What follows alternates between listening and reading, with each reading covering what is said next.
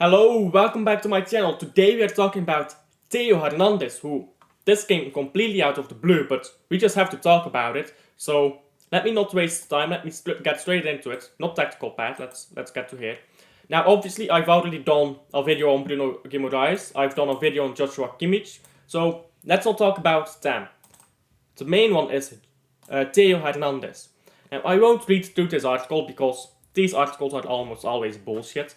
So let's just be honest about that. So let's skip straight to the tactical part. And how likely do I think Theo Hernandez is? Well, it came out of the blue for me, but if I'm being honest, he makes a lot of sense.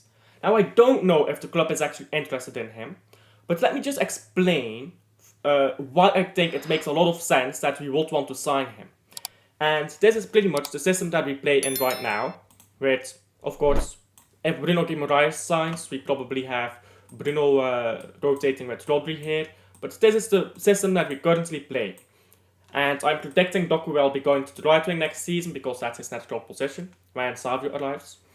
So anyhow, what is the problem in this system? Except that we don't pass the ball to Haaland, but that is a subject for a separate video. The defensive problem is box midfield stops counterattacks going through the middle. Counterattacks have to go to the left or right wing. Okay, what's so bad about that? Your wings are less dangerous than the central areas. Correct.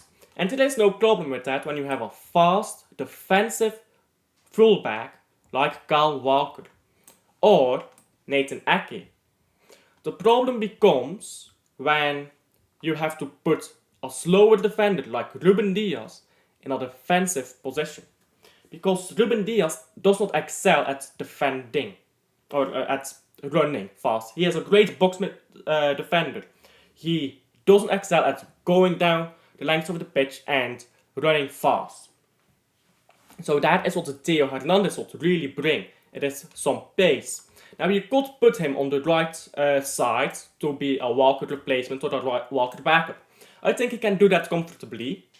And you might be able to do that if next season you try to create your box midfield differently. So instead of Guardiola, maybe when Stones is back, Stones creates that box midfield again. But I predict at least next season, Guardiola will still be the way we create a box midfield. So what does that mean? We have our left back stepping up into midfield. Well, I think Guardiola will play next season as a central midfielder, as a centre back.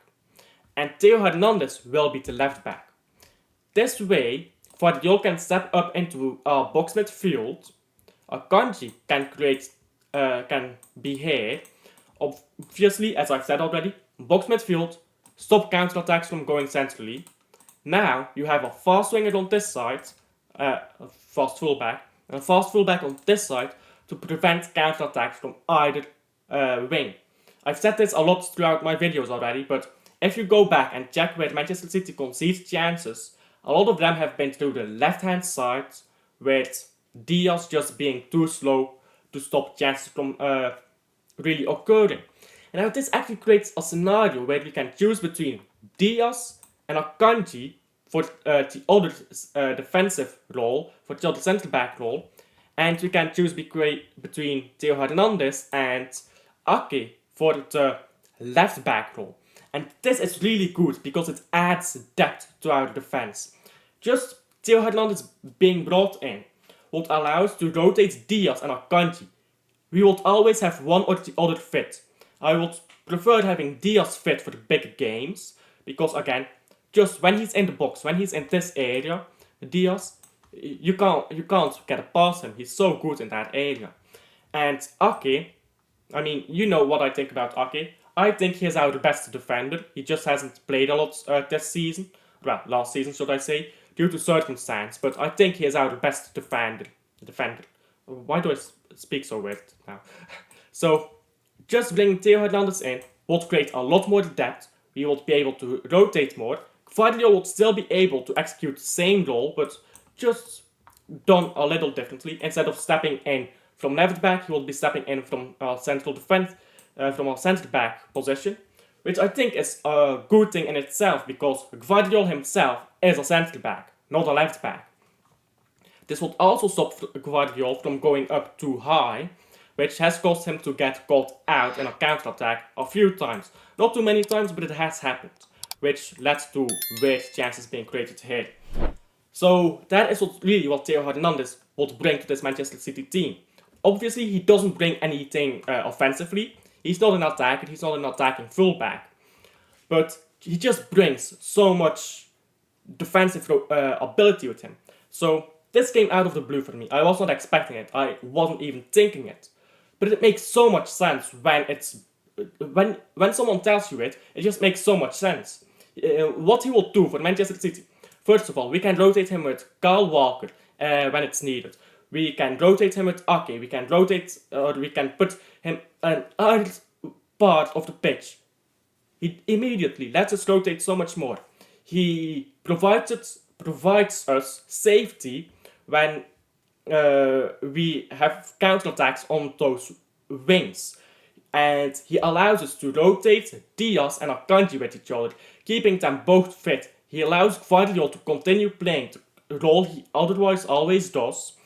But this time, instead of stepping up from left back, he steps up from a left central defensive position, which I think is even better than what he is doing now.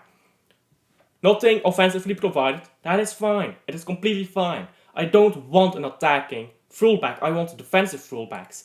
He has some ability, he can cross a ball, he can move forward, but that's not what he brings to this team. And I am fine with that. I think we have Phil Foden, we have Savio next season, he will be best winger in Premier League upon arrival. We have Haaland, we have De Bruyne still for 1 season, and we have Doku. We have enough attacking players. We don't need to worry about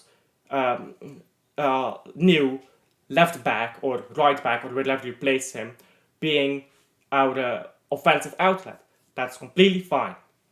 So with that said, I would love Theo Hernandez. I'm not desperate for him, but it makes so much sense now that I really have thought about him at the club. And oh my god, why is it so cold in here? It's really cold in here. It's summer, by the way. It's still so cold in the morning. Anyhow, what was I saying? I lost track of what I was saying, but I would love him at the club. Tell me what you guys think about Theo Hernandez. Would you like him at the club?